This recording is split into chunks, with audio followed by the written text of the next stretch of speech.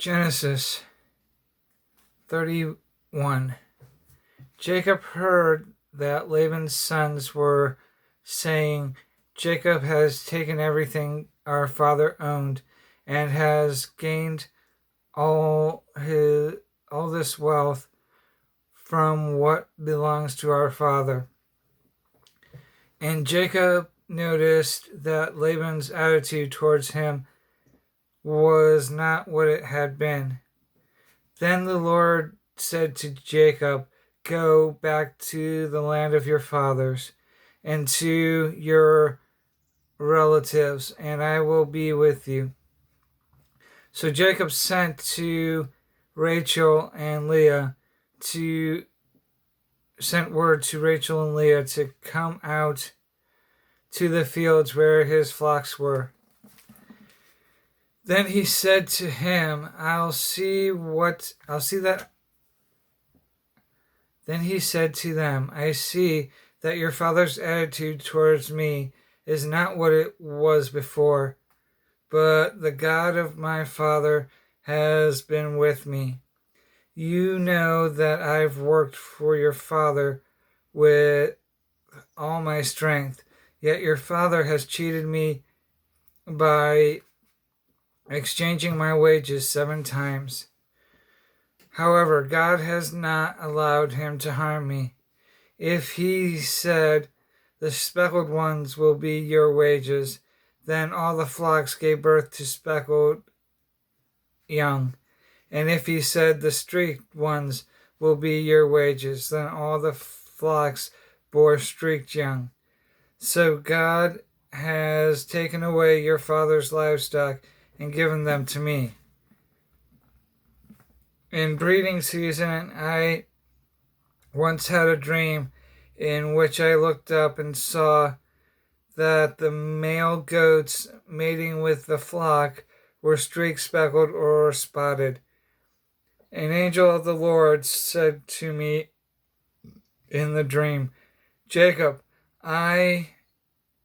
Jacob, I answered, 'Here I am.' And he said, 'Look up and see all the male goats mating with the flock are streaked, speckled, or spotted. For I have seen all that Laban has been doing to you. I am the God of Bethel, where you anointed a pillar and where you made a vow to me. Now leave this land at once and go back to your native land.' Then Rachel and Leah replied, 'Do we still have any share of the inheritance of our father's estate? Does he not regard us as foreigners? Not only has he sold us, but he has used up what was paid for us. Surely all the wealth that God took away from our father belongs to us and our children. So do whatever God has told you.'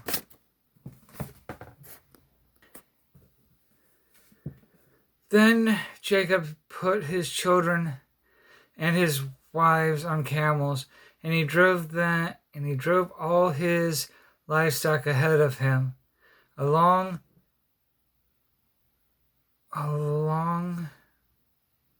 with all the goods he had accumulated in Padram, to go to his father Isaac in the land of Canaan.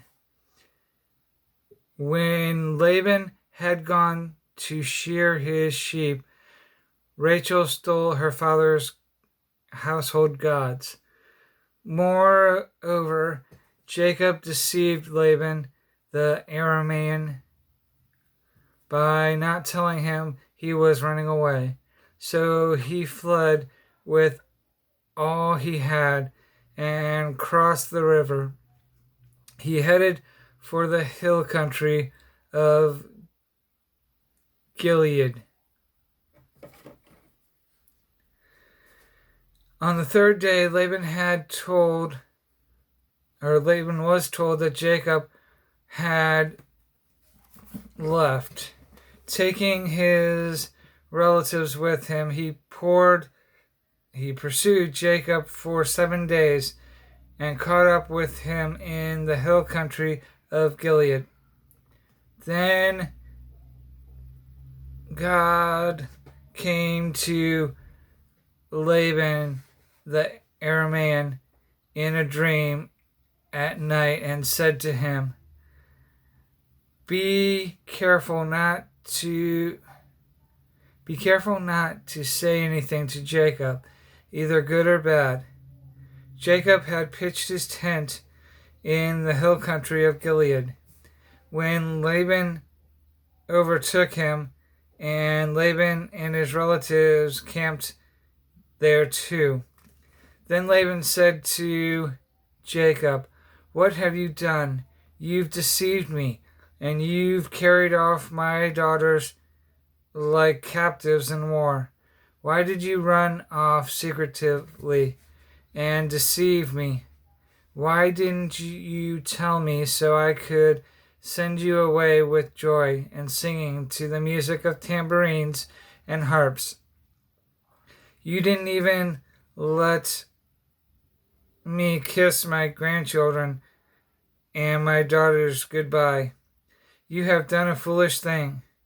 I have the power to harm you, but last night the God of your father said to me, Be careful not to say anything to Jacob, either good or bad, or now you have gone off because you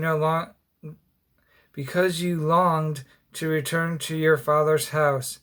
But why did you steal my gods?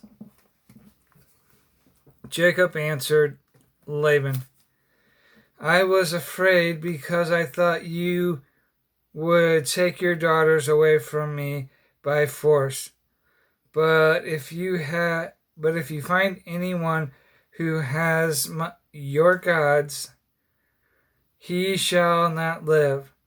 In the presence of our relatives, see for yourself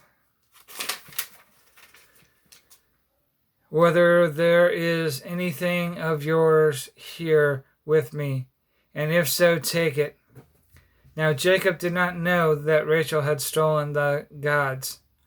So Laban went into Jacob's tent and into Leah's tent and into the tents of the 2 maidservants, but he found nothing. After he came out of Leah's tent, he entered Rachel's tent. Now Rachel had taken the household gods and put them in the camel's saddle and was sitting on them. Laban searched through everything in the tent, but found nothing. Rachel said to her father, Don't be angry, my lord, but I cannot stand up in your presence. I'm having my period. So he searched but could not find the household gods. Jacob was angry and took Laban to task. What is my crime? He asked Laban. What sin have I committed that you hunt me down? Now that you have searched through all my goods, what have you found that belongs to your household? Put it here in front of your relatives and mine, and let them judge between the two of us. I have been with you for 20 years now. Your sheep and goats have not miscarried, nor have I eaten rams from your flock. I did not bring you animals torn by wild beasts. I bore the loss myself, and you demanded payment from me for whatever was stolen by day or night. This was my situation. The heat consumed me in the daytime and the cold at night. The sleep fell from my eyes. It was like this for 20 years. I am in your household. It was like this for the 20 years I was in your household. I worked for you 14 years for your 2 daughters and 6 years for your flocks. And you changed my wages 10 times. If the God of my father, the God of Abraham and the fear of Isaac had not been with me, you would surely have sent me away empty-handed. But God has seen my hardship and the toil of my hands, and last night he rebuked you. Laban answered Jacob, the women are my daughters, the children are my children, and the flocks are my flocks. All you see is mine. Yet what can I do today about these daughters of mine and these children they have bore? Come now, let's make a covenant, you and I, and let it serve as a witness between us. So Jacob took a stone and set it up as a pillar. He said to his relatives, gather some stones. So they took stones and piled them in a heap, and they ate there by the pile. Laban called it Jegar Shaddatha, and Jacob called it Galeed. Laban said, this heap is a witness between you and me today, that is why it is called Galeed. It was also called Mizpah, because he said, may the Lord keep watch between you and me when we are away from each other. If you mistreat my daughters, or if you take any wives besides my daughters, even though no one is with you, remember that God is a witness between you and me. Laban also said to Jacob, here is this heap, and here is this pillar I have set up between you and me. This heap is a witness, and this pillar is a witness that I will not go past this heap to your side to harm you, and that you will not go past this heap and pillar to my side and harm me. May the God of Abraham and the God of Nahor, the God of their father, judge between us. So Jacob took an oath in the name of the fear of his father Isaac.